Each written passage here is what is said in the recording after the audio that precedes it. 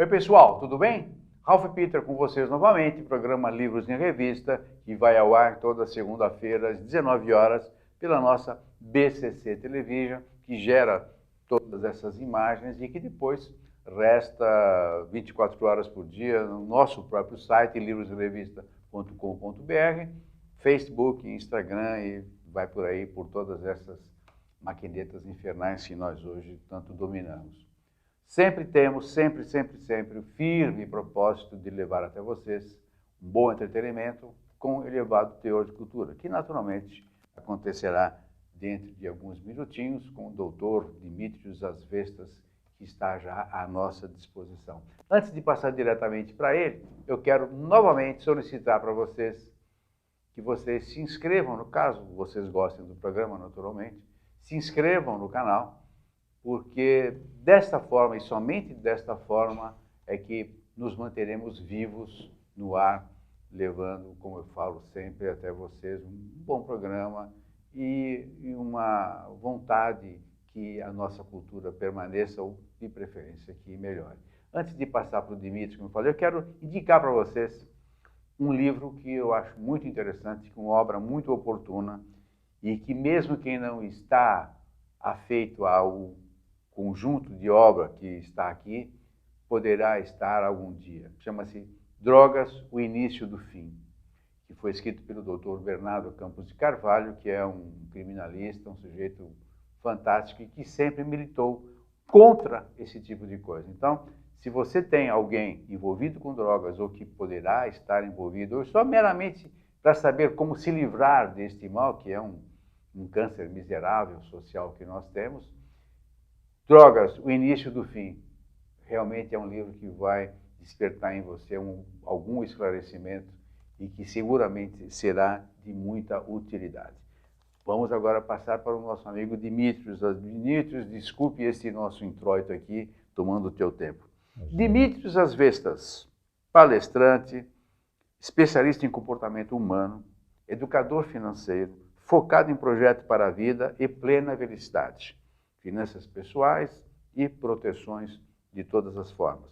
Voluntário em programas para desenvolvimento de lideranças juvenis no Rotary Club, tanto no projeto Orfanato Meimei, que é em São Bernardo do Campo. Em São Bernardo do Campo. E como ninguém, como eu brinco sempre, como ninguém é de ferro, ele arruma espaço para ser membro mototurista do motoclube Bodes do Asfalto. E, claro, nosso amigo escritor. E é coautor da obra Liderança Sistêmica, editado pela editora Líder, com o título Mapeamento da Vida a Caminho da Liderança. Tudo bem, meu caro?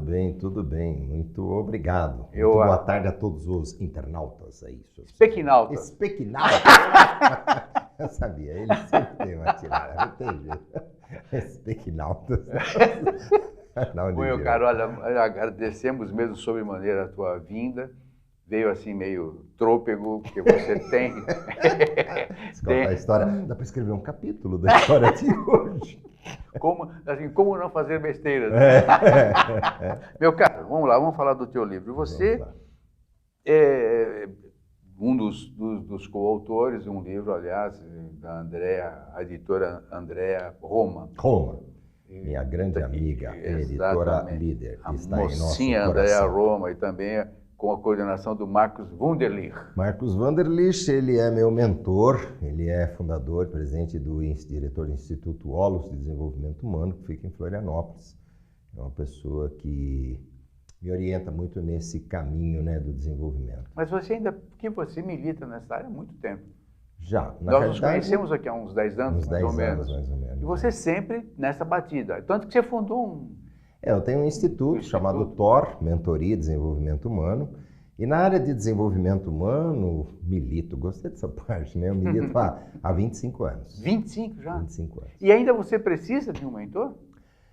Então, o mentor é para a vida toda, né? Porque na realidade o desenvolvimento humano não é assim, é um lugar que eu cheguei, agora cheguei, tipo, vamos fazer uma escalada no topo de uma montanha, aí chegamos no topo, não, né? Esse topo no desenvolvimento humano, ele não existe. Não chega. Né? Não chega. Você está sempre crescendo e aquela máxima, né? como é que é? Você deve saber. Quanto mais eu sei, mais sei que eu não sei. Como é que é? Quanto mais sei, sei que nada sei. Sei que nada sei. Está mais ou menos por aí. Então, à medida que você vai se desenvolvendo, você descobre que, caramba, você não sabia nada e você vai aprofundando cada vez mais o conhecimento. Tem novos caminhos no universo. Tem. O universo é infinito e na nossa jornada por aqui, entre a nossa chegada, que é o nosso dia de nascimento, e o dia de retorno para casa, né, quando a gente retorna para casa, um dia nessa jornada, é um caminho constante de aprendizado e evolução. Então, aquela pessoa que acha, cheguei, estou aqui, eu sou o bonzão, é o princípio do fim. Né? Esse não será o líder. Não, jamais. O líder, ele está numa constante evolução. Então, o líder, um dos pontos fortes do líder é a questão da humildade. Ele precisa saber, descobrir, despertar. A Thor tem um programa chamado Despertar da Sabedoria Interior.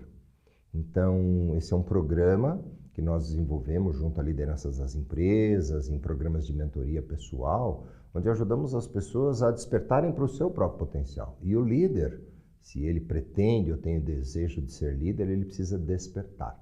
E um dos pontos fortes da liderança, no caso liderança sistêmica, é trabalhar muito essa questão do ser humilde. O ser humilde não tem nada a ver com ser um capacho, né, para as pessoas pisarem em cima. As pessoas confundem um pouco isso. Liderança não tem nada a ver com ser capacho. Humildade não tem nada a ver com isso. Então é ele entender que muitas vezes eu tenho pessoas muito bem capacitadas, eu preciso tirar o melhor de cada um. Então é um processo constante de evolução. Envolve também o lance de você delegar? Totalmente. Eu creio que alguns pontos fortes do líder é aprender a delegar, ou seja, soltar, porque tem muitos líderes que acabam se tornando chefes, né?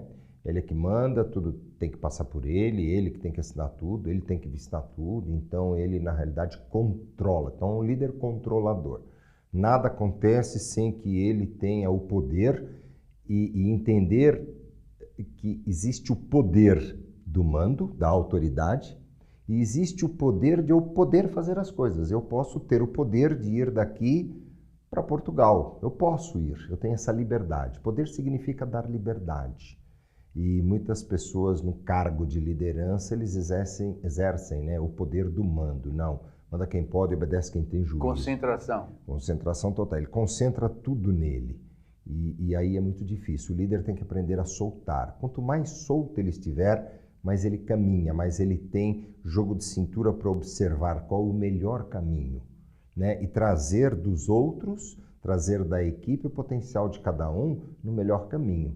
E isso é ruim para o concentrador, no caso, é ruim para ele e para a empresa, né? Porque o dia que esse cara fica doente, por exemplo, ninguém acha nada. É aquele cara, onde é que está a coisa? Ah, é só fulano que sabe. Onde é que está a chave? Ah, só o cara que guarda. Deve estar com ele lá e tal.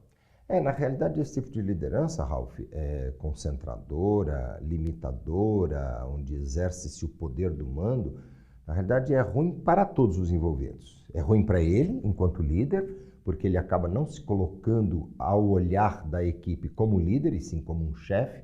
Então as pessoas respeitam por medo. E não por respeito. E não por respeito propriamente dito. Isso é um horror. É horror. Depois existe um grande prejuízo para a empresa, porque a empresa não caminha, porque ele não permite que aflore da equipe novas ideias, inovação, novos projetos. Tem até medo que alguém faça a sombrinha para ele. Alguém sobe, de repente ele se torna uma ameaça. Ele acachapa o cara numa boa. Exatamente. E é ruim para a família dele, porque ele tem que controlar tudo, então ele não dá conta de observar e dar a atenção necessária à família. É ruim para a equipe que sofre, porque se vê como diz, oprimida num canto onde eles não podem exercer. E nesse momento a equipe então se exime das responsabilidades. Ah, não sei, não é comigo, pergunta para fulano. É a história de eu faço a minha parte? Faço a minha parte. Ah, mas pô, você não poderia ter feito melhor? Ah, não sei, me mandaram fazer isso, estou fazendo isso. Não me deram liberdade para pensar. Né? Então, muitas vezes eu observo nas empresas, não, o chefe mandou, mas você não fez. Não, ele não ganha para pensar, ele ganha para executar. E, de repente, não é bem assim, porque os grandes processos de inovação nas empresas surgem da equipe, não do líder. O grande líder é aquele que consegue extrair da equipe as melhores ideias para o desenvolvimento, para a economia, para o alto desempenho. Isso tem que vir da equipe, senão fica dependendo dele. Aí amanhã ele tem um pau, uma síncope, um problema de saúde que fatalmente irá acometê-lo Sim. por conta de toda essa pressão, diabetes, pressão alta, seja lá o que for, vai tirar ele do cenário, né? Estresse, depressão, síndromes. Por quê? Porque tudo depende de mim. E aí ele tem um discurso, né? Nada aqui funciona assim, tudo depende de mim, tudo depende de mim. E aí fica, meu Deus, ninguém faz nada que eu não Ó esteja. Celso, ó dó, E é o que ó o cara, dia. e é o que o cara quer, né? É o que ele está trabalhando, porque ele se sente importante assim. Aí entra a questão do ego, da vaidade, né? Essa coisa de eu tenho que estar à frente das câmeras, ninguém pode ascender ao meu lado, pode começar a ofuscar o meu brilho, sabe? Então, não, você fica para trás, tudo depende de mim. E esse tipo de deficiência, eu chamo isso de deficiência. Esse tipo de deficiência acompanha o cara desde a sua vida ou ele assume essa postura a partir do momento que ele vira chefe, como você falou? Por quê? Quando o cara assume o cargo de chefe, é porque ele passou por algumas etapas. Dificilmente alguém, você está passando na rua, vem cá, vem ser chefe aqui. Não, o cara passou por algumas etapas. Então, ele tem um determinado valor. A partir do momento que ele assume o cargo de chefia, ele vira um mandão? Como é que esse processo se instala dentro de uma pessoa que aparentemente parecia boa para aquele cargo? Então, como é que eu vou te explicar, Ralf? Isso é perfil. Então... Já estava nele isso? Isso é mais ou menos como dinheiro, né? Fazer uma contrapartida aqui. Eu trabalho com educação financeira, finanças pessoais, planejamento de vida. Então, o dinheiro em si, o papel, eu trabalho muito na parte... Eu trabalho com mentoria holístico-sistêmica. O holístico não do etérico, do esotérico, mas o holístico do holos, do todo, né? Então, o dinheiro tem uma energia. Fazer um paralelo com a liderança, essa questão do mando, de virar a chavinha.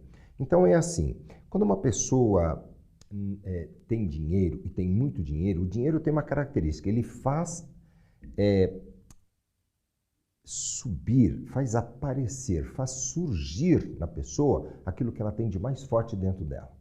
O dinheiro faz isso transparecer, ou seja, se a pessoa, enquanto não tem dinheiro, é uma pessoa que é avarenta, é mesquinha, é mandona, etc. e tal, quando ela tiver muito dinheiro, isso vai ser potencializado.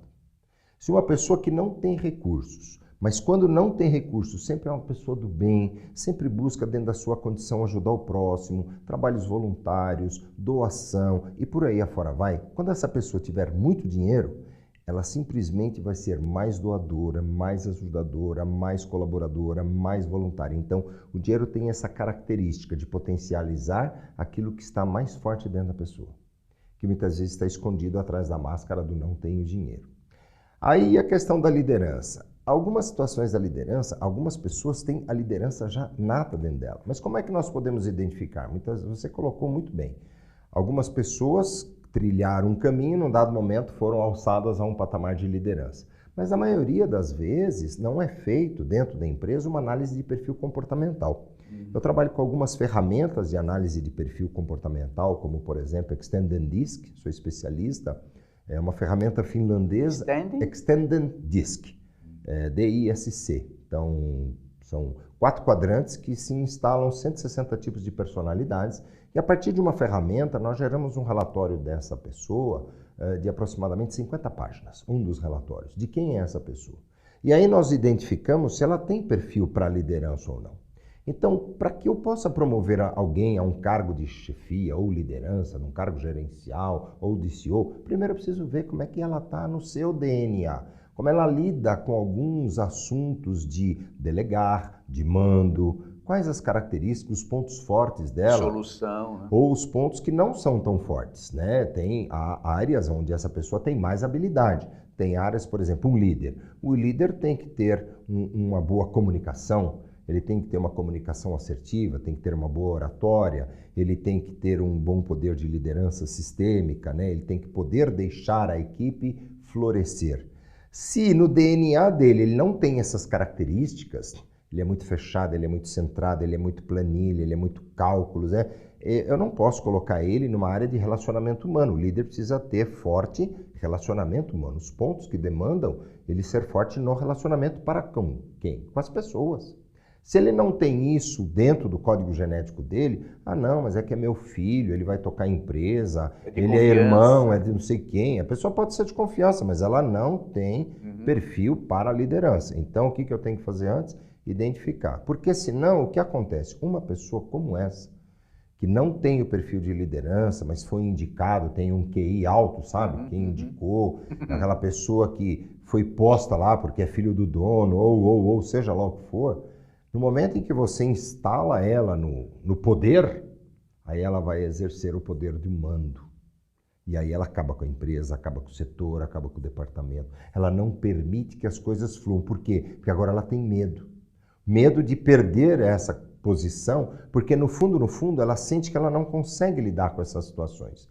Então, como é que ela lida com isso? Ela abafa. Ela quieta, as pessoas não podem dar palpite, tem que seguir regra, tem que seguir um determinado plano de ação, tem metas, tem isso, tem aquilo, não serve, corta a cabeça. E aquelas pessoas que causam maior poder de risco, eu dou um jeito de eliminar elas, trazer outras pessoas com as quais eu tenho poder sobre elas, né?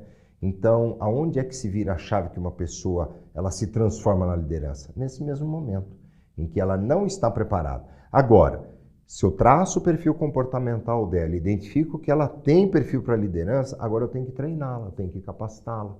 Tem cursos específicos. Nós, por exemplo, na TOR temos cursos de desenvolvimento de liderança, de equipes. Então agora nós vamos capacitar essa pessoa tecnicamente, desenvolver as suas habilidades para exercer a liderança junto com a sua equipe. Então nós vamos potencializar. Poucas são aquelas pessoas que são simplesmente líderes natos, que já vêm com isso dentro do seu DNA. São poucas, existem, mas em muitas pessoas pode ser desenvolvido. Agora, tem aquelas pessoas que não têm essa vontade sequer de desenvolver a liderança, mas foram colocadas lá e agora por questão de salário, posicionamento, ela vai exercer, mas agora ela vai oprimir a empresa como um todo. E já aconteceu, já que você está falando da TOR, que faz esses cursos, e burila o cara que já tem no seu DNA essa capacidade de liderança. Já aconteceu de a empresa mandar alguém para você e você falar, esse cara não vai ser líder nunca. Já. Ele vai ser um bom liderado. É igual o jogador de futebol. O cara é um excelente jogador de futebol, mas jamais será um técnico medíocre, nem muito menos bom. Não tá na já aconteceu? Já. Tenho vários clientes, né, de carteira, tenho clientes já há 20 anos que eu atendo e que eu cuido de toda a equipe comercial, do desenvolvimento da equipe comercial, empresas que têm 60, 70, 80 pessoas nas equipes de liderança. Na equipe comercial, e essa equipe comercial tem um time de líderes e gestores que vão de diretor comercial, gerente comercial, supervisores e assim sucessivamente. E lembro de uma ocasião, de uma dada empresa, alguns anos atrás, que trouxe do mercado, uma empresa familiar de 60 anos, né? E ela trouxe do mercado um grande profissional para, assim como uma empresa familiar, queria profissionalizar a empresa para o mercado.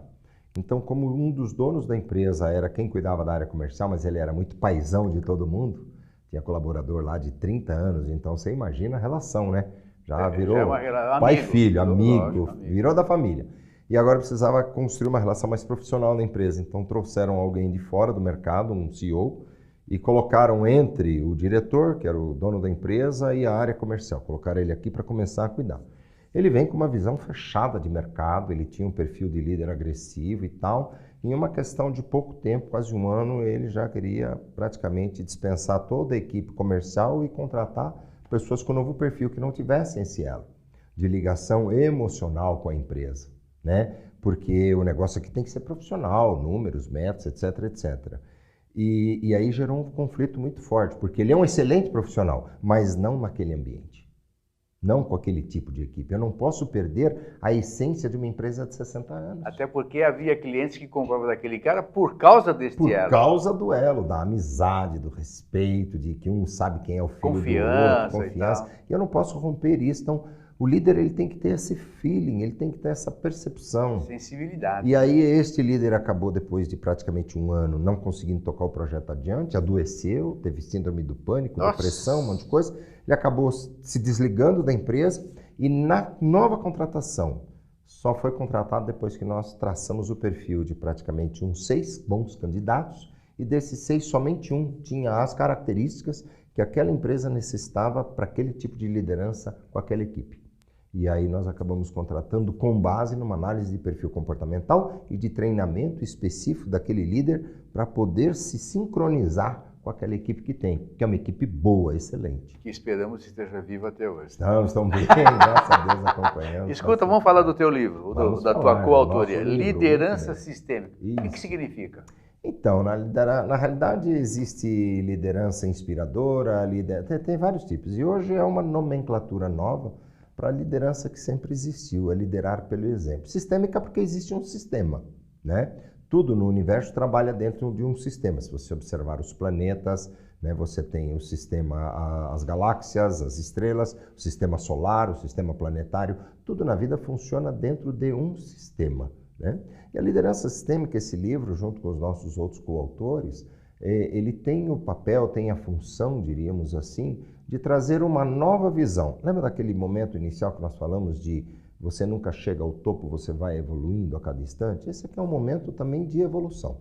Trazer uma nova visão, uma visão mais ampliada dos processos de liderança. E a liderança sistêmica nada mais é do que eu observar o sistema onde eu trabalho, as pessoas que nele trabalham, né? E buscar trazer o melhor de cada um. Qual é o sistema que cada um opera? Porque eu, enquanto líder, preciso observar cada membro da minha equipe. Eu preciso conhecer um pouco mais a fundo aquelas pessoas que estão ligadas a mim diretamente. E um bom líder precisa entender e saber interpretar as relações humanas que fazem parte do seu time. E o livro Liderança Sistêmica, ele traz esse norte, como as pessoas começarem a construir este relacionamento que muitas vezes estão querendo distanciar ele. Não, aqui entrou dentro da empresa. Sabe aquela coisa antiga que dizia trabalho, trabalho, casa, casa? Separa as coisas, quando você sai de casa, deixa as coisas lá, chegou no trabalho, mas eu só trabalho porque eu tenho uma família que eu quero trazer mais conforto para ela, mais qualidade de vida. Então, por isso que eu trabalho.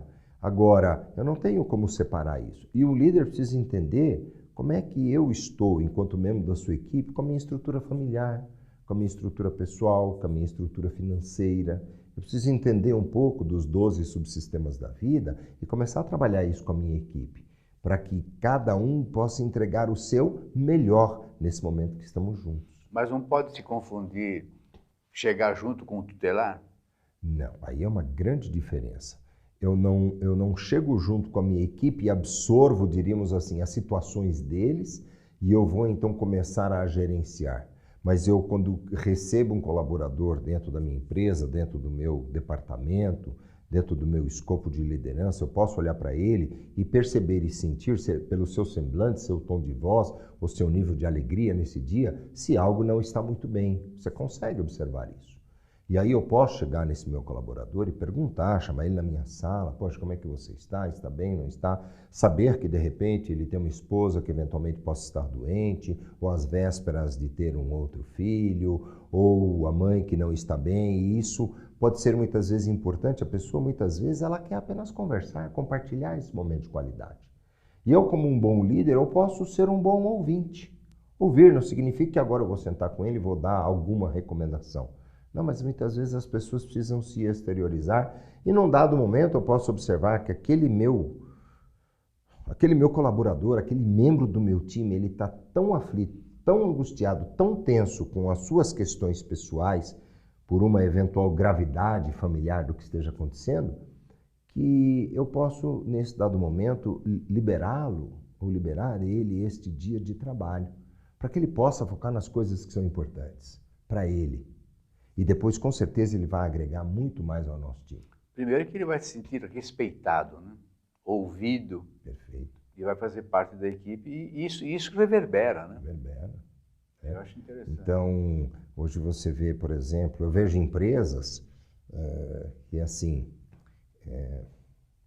vou citar nomes, né? Mas tem um caso recente, isso é fato, o colaborador, ele estava indisposto, né? Comeu alguma coisa, ou bebeu alguma coisa que lhe causou um descompasso intestinal, né? Um desarranjo muito grande, e a pessoa não conseguiu ir trabalhar, né? Uma pessoa ligou de manhã para o seu chefia, hoje tem um negócio do WhatsApp, né? Mandou uma mensagem e falou, olha, não estou bem, mas é um funcionário exemplar, trabalha 1 ano e meio da empresa, sempre chegou antes do horário, é uma pessoa que atende muito bem os clientes, não tem absolutamente nada que possa desaboná-lo dentro deste 1 ano e meio de trabalho na função que exerce. Sempre trabalha com alegria, é a pessoa mais admirada dentro da empresa. Aí um dia comeu alguma coisa que não fez mal, foi um tal de, como é que os médicos falam, uma virose aí da vida. E a pessoa mandou um WhatsApp de manhã para a sua gestora e falou, olha, eu não estou me sentindo bem, estou assim, assim, assim, vou procurar um médico e eu não vou conseguir ir para o trabalho. Aí a pessoa responde, se você não trouxer o atestado, vai ser descontado o dia. A pessoa nem perguntou o que é que você tem, o que que houve, como é que você está, você precisa de alguma ajuda, tem alguma coisa que nós podemos fazer? Não perguntou nada, apenas mandou uma mensagem daquele tipo curta e grossa. Não esqueça o atestado, se não trouxer o dia vai ser descontado. Aí a pessoa foi, né, o funcionário foi, não conseguiu sair de casa para ir ao médico, deixou e foi no dia seguinte, mandou outro WhatsApp, foi lá no médico no dia seguinte. Chegou no médico, o médico olhou e falou, você tá bom, é virose, tal, tem atestado? Não, não precisa de atestado não. E foi no médico, era 4 horas da tarde. O médico não ia dar atestado por final, porque ele só dá atestado daquele horário para frente. Conclusão, a pessoa chegou no trabalho, descontaram 2 dias dela e a pessoa simplesmente não estava bem. E outros colaboradores também não estavam bem, então um problema, sei lá, da água, ou seja lá do que for. Mas essa pessoa não serve para ser líder. Não serve para ser líder. Né? O líder, num caso como esse, a primeira coisa que deveria fazer não é nem por mensagem. Eu, no caso, se estivesse no lugar desse líder, a primeira coisa é pegar o telefone e ligar para essa pessoa. Ralf, como é que você está? O que foi que aconteceu? O que você tem? Você precisa de alguma ajuda? Precisa que a gente mande alguém aí para você? Tá tudo bem? Não sei. Eu posso não ajudar, não vou tutelar, mas será que eu posso fazer alguma coisa para ajudar? Chega junto. Chega junto, no bom sentido, mas não, olha, se não trouxer, vai ser descontado o dia. A pessoa fala, poxa tipo vida. assim, você faz parte da equipe, mas estou nem aí, dane-se. Tipo, não falte para que seu chefe não sinta que sua falta não faz falta, sabe? Aquela coisa. Escuta, isso é horrível. Aproveitando o ensejo, normalmente, da maneira como você fala, dá a impressão de que você se volta sempre para grandes empresas. Mas o pequeno empresário tem lá seus 4, 5 funcionários, pode ser atendido por você ou pelo livro, se o cara se enfronhar, ele vai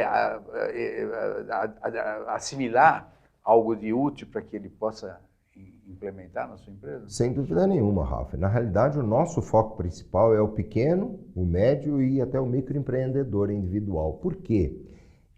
Essa gama de empresários no Brasil, que é o microempresário individual, o pequeno empreendedor ou até o médio empreendedor, são os que mais estão carentes e necessitam de capacitação, de treinamento, e são aqueles que menos têm recursos. Por quê? Porque estão começando o seu negócio agora, quando existe qualquer crise econômica, são afetados diretamente.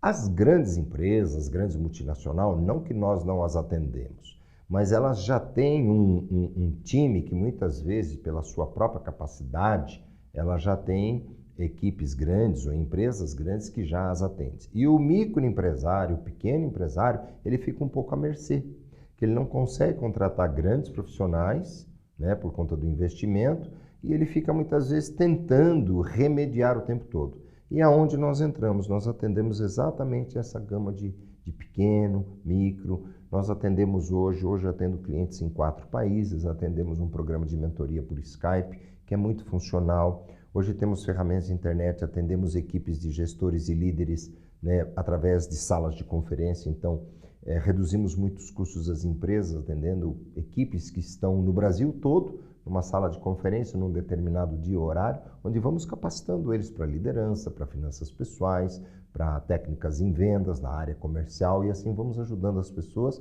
no seu processo do despertar. E para alguns outros empresários, por exemplo, nós temos atendimento individual, seja pessoal, quando é em São Paulo, ou seja pelas redes, através de um Skype, através de um programa, né, de Hangout, onde podemos também desenvolver um trabalho mais personalizado.